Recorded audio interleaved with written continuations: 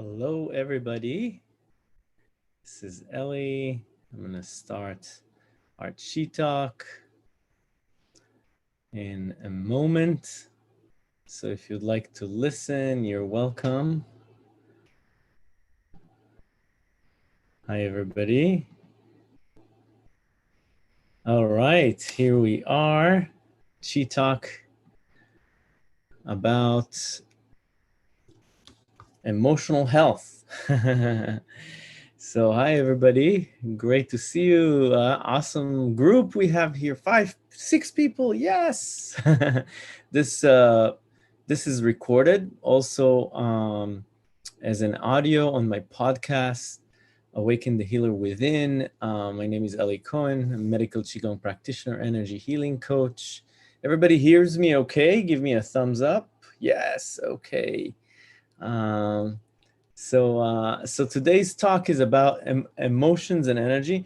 And we had a talk 2 weeks ago about happiness, health, and long life, and the secret of happiness. And if you remember, we talked about the concept of yin and yang, of the energy of the heart, of giving and receiving.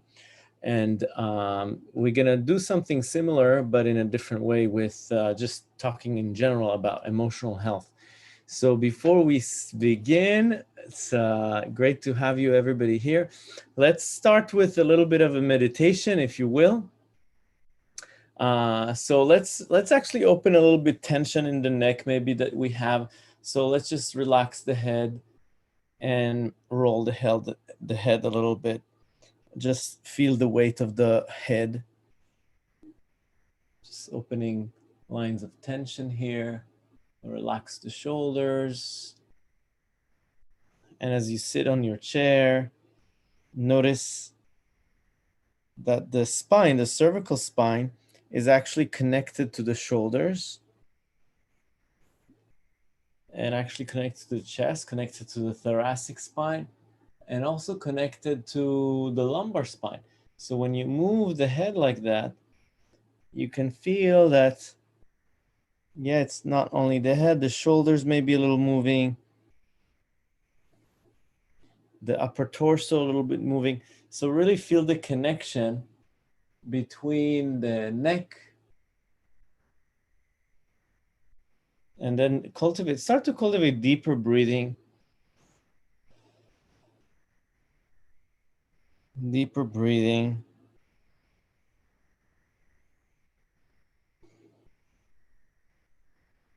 Nice, and this rolls to the other side.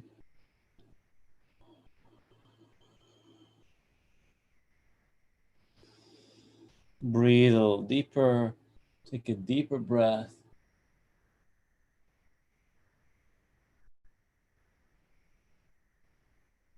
Nice, and then when the chin comes to the chest, bring up your palms and with the 4 fingers, massage the neck, both sides of the neck. This is bladder meridian. And the base of the skull.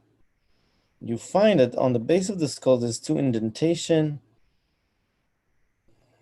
This is gallbladder 20.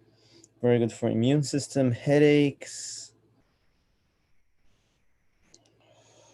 Exhale from the mouth. Nice, and lift the head. And keep the eyes closed, if you will. And let's bring the energy to the heart now. So put both palms on the heart. And smile to the heart. Breathe into the heart center. Yeah, so we're kind of opening the energy pathways to the brain, and between the brain and the heart. This connection is very important. Our unique expression comes from the throat, and when we are not expressing how we feel, the throat energy get blocked, the neck get blocked, yeah, and then the brain, you cannot think clearly. So just opening this pathway, feeling that if you're feeling any tension, any blockage within the throat, the heart, the head, just breathe into it. Just notice what's there.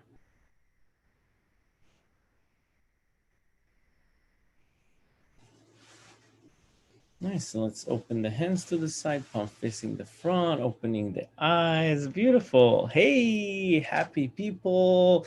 Some of you were in the morning class. Highly recommend the morning Qigong for your well-being and energy. So today I just going to talk a little bit about, and then we're going to open it to sharing like we always do. We're going to talk about emotional health. That's a big topic. Emotional health is a very big topic because in Chinese medicine, we believe that the emotions are the roots of all ailments. So all ailments come from some emotional energy that is blocked or stagnant. So we see emotions as energy and we map the body in that way too. And it's a big topic, and it's a big topic because that's the number one killer. The number one killer in the world is emotional stress. And it's amazing for me. I was always interested in this topic and how emotion influence our health and how can we master it? How can we work with it consciously? You know, one of the opening for me was my healing journey with, you know, for me was gut health and digestive health. One of the stories was that I realized that actually it's stress that affect my gut health. And if you ask me back then, I didn't think even that I was stressed or I have any emotional stress. I thought I'm fine and I'm happy. So and what I come to discover with also clients that I'm working with is that, you know, one of the that they don't think that they hold stress. So a lot of times emotional stress is not noticeable, or people don't think. You know, I worked with a person. One example was I worked with a person that used to have panic attacks, you know, and he didn't know. He thought he's fine. He's a happy person, and if you would see him, you thought he's a really great guy and happy person. Looks very positive. How could you have such strong level of anxiety that is coming out like that? So it's just to show us that emotions are not always, you know, if we think about them, they're not always like, if we can cerebral from the brain say, what do I hold, what kind of tension do I hold, or it's sometimes it's invisible. Yeah, it's kind of like we say, it's like a wind moving through the tree, your body being the tree, and the wind is the emotion. It's elusive, it's ungrasp. You cannot grasp it. You cannot open the body and see anger. You cannot open the body and see sadness. You really cannot do a surgery and take it out, or you cannot, you know, it's something that is invisible, is intangible. And if you think about, and we call it the fight or flight response in general to all the emotion in traditional Chinese medicine, by the way, is seen as an inflammatory response of the body. So it's kind of like physical, and then it manifests into physical inflammation. So arthritis, headaches, gut problems, back pain. You know, I helped a woman heal her back pain, and it wasn't from, you know, I didn't give her any prescription for like spine movement or anything like that. It was just practices that I gave her, practices to reduce emotional stress, because from what I've asked her, I understand that she's a very busy woman.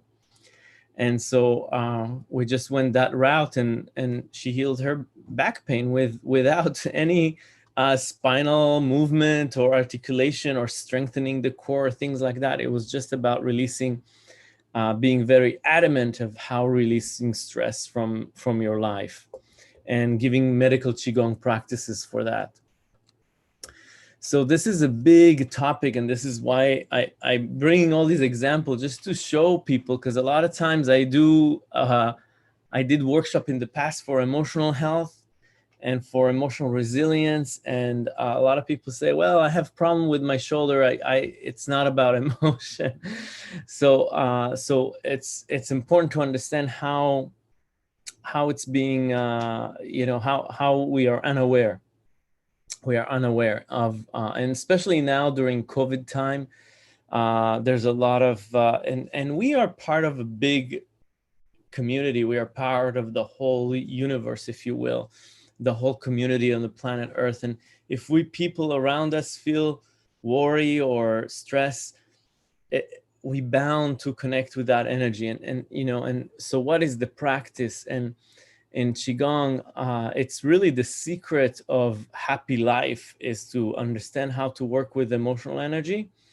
We say that we don't have control over things that come into our life. We don't have control over this COVID virus or any you know, any disaster that comes into our life, or any outside event. We have no control over it. But what we do have control is over our own mind, our own body, and how we connect with it. And really, that's the secret of working with your emotional energy.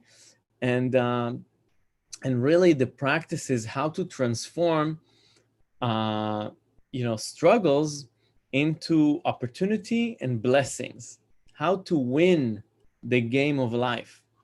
And this is really the secret of how to always be fulfilled, how to always be happy with everything that comes your way. And really, this is the promise of working with your energy. And you know, I see it across the board, because I studied, not only I was, you know, I'm teaching Qigong, but I also was really curious about how you work with emotional energy in other practices, Western radical psychology, uh, as of lately, Kabbalah, which is Jewish mysticism. And I found the silver lining, the thread in between all of them, which is pretty stunning. Like, all of, in the base of all these energy practices, there's few concepts that are very, they're kind of like the same. And in Taoism, it connects to, we connect to emotion as the energy of of of what you experiencing. So if you think about emotions, they are kind of like in between our perception and our body. So that's what we call them feelings, because we can feel them. We call them emotion feelings because we can feel them in the body. They are felt sense, so they have kinesthetic properties to it. But it also comes from our perception. And we say that most of our stress, most of our negative emotions comes from misleading perception, like wrong perceptions. Because if you think about the fight or flight response, is a very small percentage of your life. Is like whether you're standing on the top of a cliff, or you are about to being attacked by a grizzly bear, or if you are just about to have a car accident, then the fight or flight response is necessary. But what we experiencing, that we are not, and it's not for about talking with your mother, you know, parents-in-law, or you know, standing in the traffic. The fight or flight response is really not going to help you in all these other situations. It's not designed for that. But in modern life, we do experience, or in the beginning of a job interview. Yeah. So all of these, all what we really want to understand is that this low grade chronic stress is really this is the biggest killer. And it's really, our system is not designed for that. It's the fight or flight response is really designed for fight or flight, because it gives you, it actually draws the energy from the core into the extremities, so you can either fight or run away. And and if when it's not, it's just contracting, contract yourself. So how do we work with emotional energy?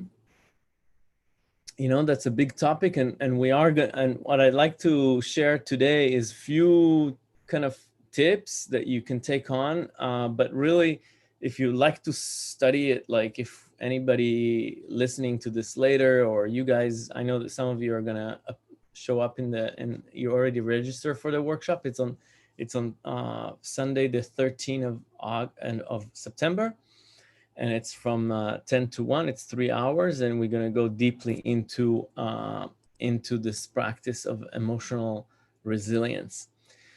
But really, what it is that we are looking for there's two, because there are, well, let's go back to the idea that because there are sensation, because they are feeling, they have a lot of energy, actually. If you think about anger, if you think about sadness, there's a lot of energy underneath it. There's a lot of energy. It's just trapped energy. Why is it trapped? Because we are resisting it. We don't like it. So we don't like it. And we like positive energy. We're always seeking being happy. But really, we cannot really feel truly happy if we don't know how it is to feel sad. So the yin and yang concept of life is really is truly remarkable, because emotions, we say, are the juice of life. Emotions are there to really, this is what life is about, is to actually enjoy emotional energy. And emotions are kind of like, with the string on a violin. So if they're creating the song, they're very, very important. And when we are dimming that, when we are not listening to everything that comes our way, any emotions, we are actually sensing less and less and less.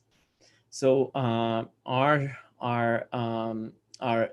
kind of like instinct of looking after always the good and staying away from what doesn't feel good is is the problem. So what we want to do is see there's always a promise in negative emotion. There's underneath the emotions, underneath all the emotion, there's an amazing energy. And if we can connect with that energy and channel it, there's not going to be bad energy. I mean, if you think about most of the growth, more of the personal growth, come from, like, my own personal healing story came from pain. Rumi, which was a Sufi philosopher in the 13th century, very smart, and wrote a lot of books, said that the medicine for pain is within the pain. So if you're looking for how to heal pain, it's right there. It's in the pain. Go there. So curiosity about what you feel, about the sensation of where it is and what's underneath it, what's underlying it, is the source of kind of stepping out. And so let's say, so I'll try to give an example. Actually, didn't think about it before, but I'll try to give you an example. One from a workshop that I did. So I did a workshop about emotional health last year in the JCC in San Rafael. And I told people, connect with the energy underneath the emotion, and what is the intention underneath the emotions. And a person raised his hand and said, well, I feel this holiday, it was right around the holidays, Christmas, and felt very left out, very, very depressed. Very depressed, doesn't have a family, and doesn't have a strong group of friends that he could enjoy the holiday with, or so he felt very anxious and very depressed. And he asked, so what do you mean? What is the intention underneath like, how can I go about it? So feel what you feel, be curious about it. So the curiosity is the first step. Yeah, we have 5 steps, but the curiosity, let's say, is the 5 steps. So like when you're feeling, why are you sad? Why are you depressed? And like, what is underneath it? What is the lack? Because we all seek fulfillment. And when we feel negative emotion, there's a lack. It's almost like you have a vessel, the body is your vessel, and the spirit, the emotion, is what fills the cup, what fills the vessel. And if you're not feeling fulfilled, like you're not feeling loved, or you're not feeling important, or you're not feeling enough, you're not filling up the vessel. There's a perception. It's a wrong perception because it's not real. It's a wrong perception that something is lacking. Yeah, if you think about every emotion, anger, frustration, worry, there's something that is lacking. So there's a lacking. And if we can understand what's lacking, so what was lacking for him, it was a lack of being loved. Yeah, so then if we channel this energy, we can look for that connection. So we can look for what we are seeking. Yeah, so there's an action. There's an action that comes. There's always growth in negative emotions. There's always a growth potential. There's either you're shrinking, you're contracting the energy more, or, and that's the hero story journey, or you go on the quest. You pick up the call. You pick up the call and you go and you ask, what is this to show me? What is this came here in my life to show me? Where do I need to look? What do I do with it? And that's the journey. That's the journey, is to be curious and to yeah. And so we are not looking at the emotion from the brain, so we're not identifying with it too much. So identification with the emotion. So in Taoist tradition, we say that the emotions are not, there's not going to be, they're always going to be negative and positive, and that's the yin and yang. And there's no fight between, they're always going to be there. And working with them consciously and seeing how you navigate through life. And we say being in the flow, bringing in a place of no resistance. And that's really the Tao. What is the Tao is about? And Qigong is, how do we not resisting what comes our life? How do we harness it into our good and well-being? What is the gift in everything that comes our way? And that's really like, what is the gift in everything that comes our way? What is it? Look for, and what is it comes to tell us? So it is kind of a big topic, and I just touched on like maybe one aspect of it. Also the aspect of identification with, like, saying I'm angry or I'm sad is a sort of identification. How can we not identify with how we feel? How can we see it as energy? So connecting with the felt sense is very important. And in Qigong, this is really the channel. In Qigong and Taoist tradition, we actually getting out of the head, getting out of the cerebral place, and getting into the body and moving it through the body. So there's two practices really, what we call Shengong, which is working with mind, and Qigong, which is working with the energy of the emotions. Because it is, emotions kind of like, if you think about it, it's between our perception and our sensation, our kinesthetic sensation. So this is kind of like a little bit on emotions and the promise and the growth that comes from negative emotion, positive emotions. So just a little talk about it. Anybody wants to share something or ask a question, or I would welcome it. It's kind of a big topic, and I kind of thought a lot about what do I say and what do I not say, but because we can talk about it for a long time. But really what I encourage everybody is to really come to the workshop, and we can work with different emotions, and there's a mapping of each emotion. Where is it in the body? How do we release it? Yes, go ahead, Claudia. I just wanted to, a couple things. So you identify an emotion or a feeling, Mm-hmm. That in and of itself is a release, in a sense. Is that, Right. I mean, I on your website, I forget where it was, but there was some practice I did that had to do with pain and where it comes from. So I don't remember what it was called, but I remember that part of the meditation was identifying an emotion that came when you were focusing.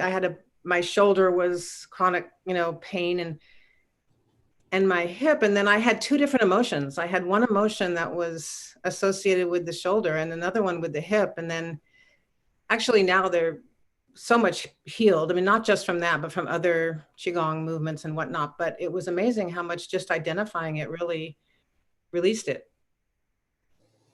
Beautiful. Yes, yes, yes, yes. And it is a process. It is a process, and it is a learning of how to do it. Yeah. And and yeah, I have this 3-day challenge from pain to freedom on my website. Maybe you're referring to that. But it is really to be curious about it and come with kind of like no judgment. Thank you so much for sharing. It is a powerful tool, and just acknowledging and giving it space without judgment. When you go to the hospital, when you go to the ER, the first thing they tell you is, can you rate the pain from 1 to 10, right?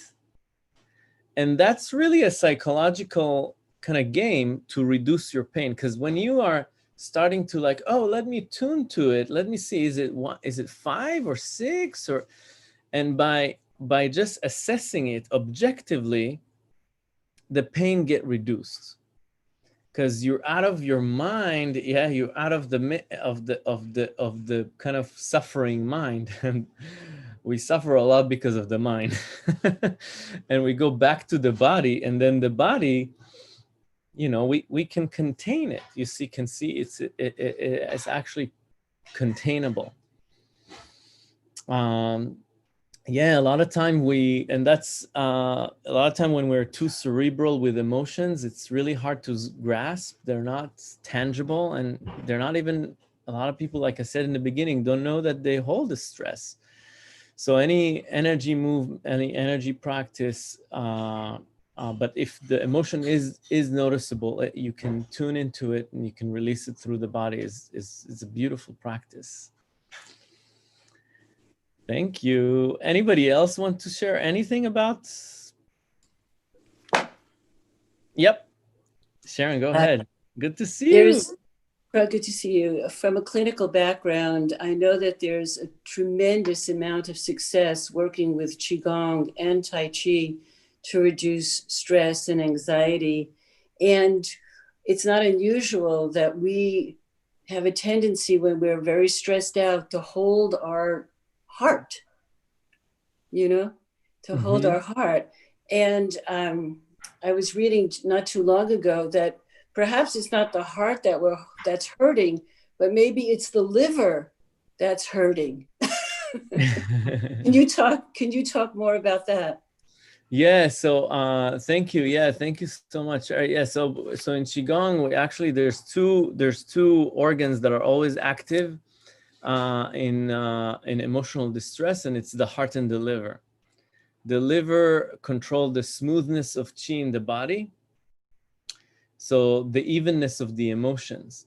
If the liver is very good, working very good, you're very even in the emotion. You can say that a person that on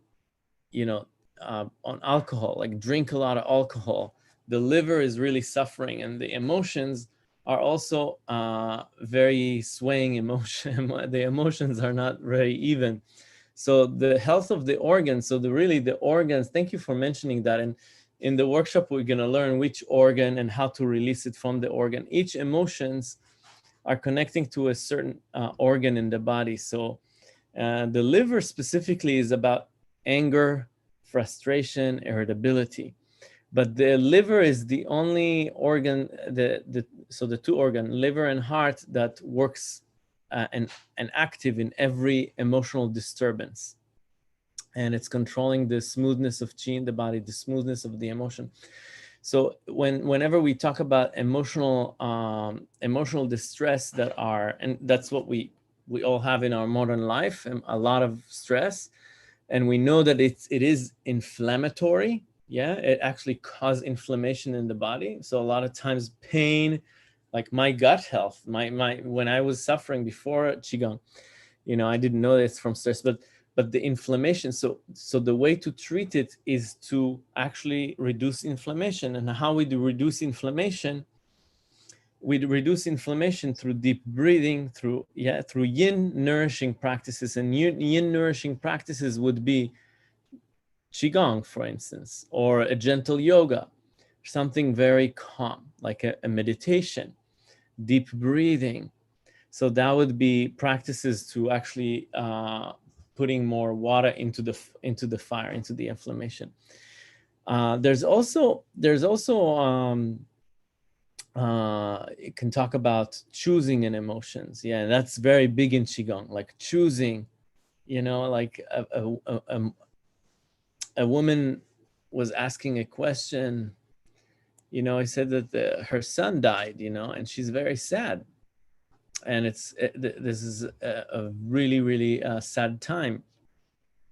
And the teacher told her, you can connect with the sadness, or you can connect, he passed, but the time that he was with you, all the love that you can connect to the happiness that he brought into your life. So like it's a really hard thing, but really what we can choose, we can choose isn't either the pleasant or the unpleasant. Can we make a connection of like choosing to look at the positive, at what nourished our energy versus the loss. So you can look at a loss, and we all experience loss. I experience loss, and everybody, we all experience loss, because we're not immortal. Everybody's gonna die.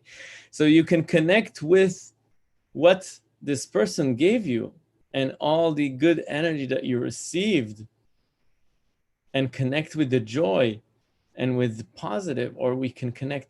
So this is another level of connecting with emotional energy, as sometimes it's but we do have a choice. We do have a choice. Anybody wants to talk a little bit about that, or wants to mention something about it? Yes, Edward. Yeah, so I learned a long time ago, we have the God-given ability to choose. And you can choose 24/7 how you want to act, react, or whatever. And what I've learned a long time ago was, yes, choice. But I also, and one day, and I probably should do it now, is write the book about the power of okay. And COVID hits, and you can go, oh, this is terrible, and it sure ain't fun. And I'm not traveling the way I'm supposed to be traveling and things. But by making it so powerfully okay, I'm not supposed to be driving around like that.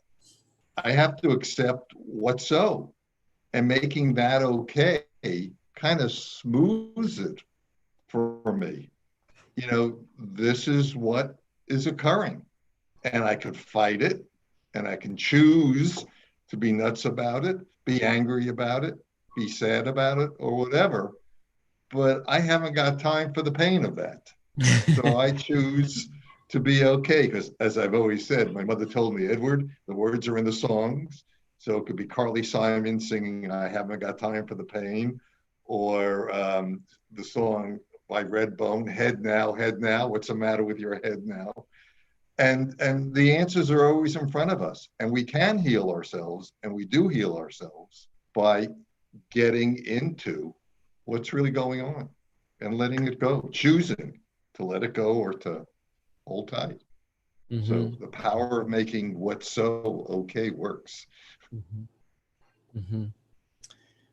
Yes, thank you so much. Yeah, that's there's a lot of wisdom here, and I know that a lot of people are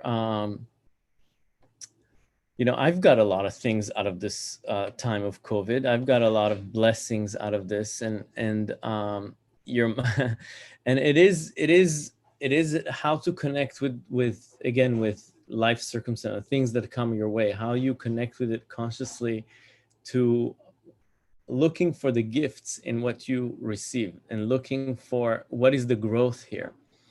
And just to throw in another concept of that is in Jewish mysticism, in Kabbalah, we say that this is our sole purpose. Our sole purpose is, the negativity that comes our way is to actually have our soul purpose shine, and this is what we came here for. We came here to learn all these lessons, and you learn only from hardship. You really learn only from getting over the obstacles. So actually we in Kabbalah we say that the negative or our reactivity, you really want to put attention to that.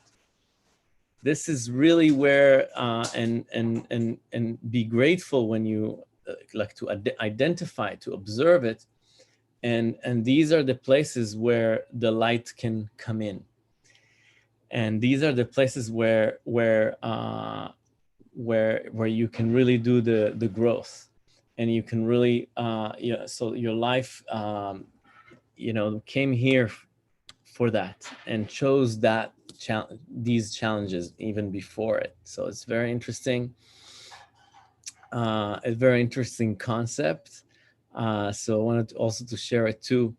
There'll be much more in the workshop, new practices that I haven't shared before, very powerful practices, self practices of how to transform negative energy. So I invite everybody that listened to it to come on September 13 and to enjoy learning about emotional health and how to transform negative emotion into blessing. We say how to transform all life challenges into opportunity and blessing. And actually the character in Chinese to crisis, if you look at the word crisis in Chinese, it has two characters. It's very pictogrammic Chinese. And one symbolizes danger and the other one symbolizes opportunity. So the word crisis, or the word is has the opportunity in it, and this is kind of like the concept of yin and yang. Of there's always, we when we are being given birth, the first thing that giving birth is, the baby crying is it's a happy moment, but also there's pain involved in it. Yeah, so there's we're born into this reality of the duality of yin and yang.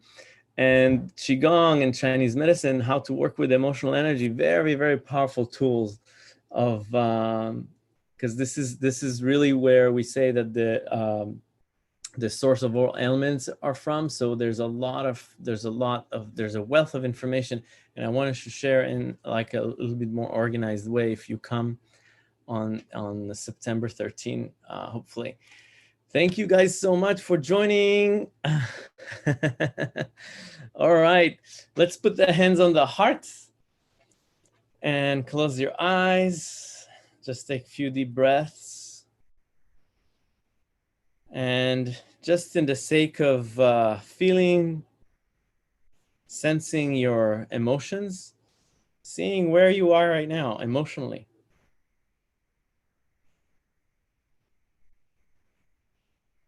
Like how, the heart speaks in emotions, in sensation and feelings, not in thoughts. So you can differentiate between an emotion and a thought. If it's something that comes from the head, you're thinking about it, it's a thought. When you feel it, it's emotions. And this is something that we also gonna share, but you can, if you feel that this is a little bit more elusive to you, when I say, put your hands on the heart and how you emotionally feel right now, if this is more elusive to you, then bring an emotion.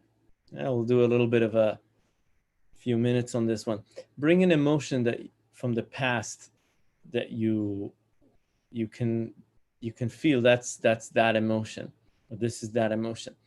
And kind of replay it and start to tune into emotion. This is really part of the practice of tuning more into emotion, because we're getting more numb into emotional energy. And so either just feel where you are now emotionally, or if you don't feel it, bring in emotion.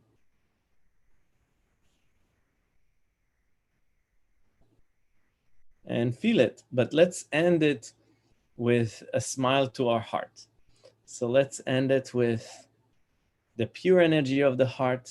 The heart is kind of like an onion, and underneath all the layers, there's joy. That's the pure energy of the heart, we say. So you can visualize a smiling baby in your heart and smile to that baby and get a smile back from him or from her.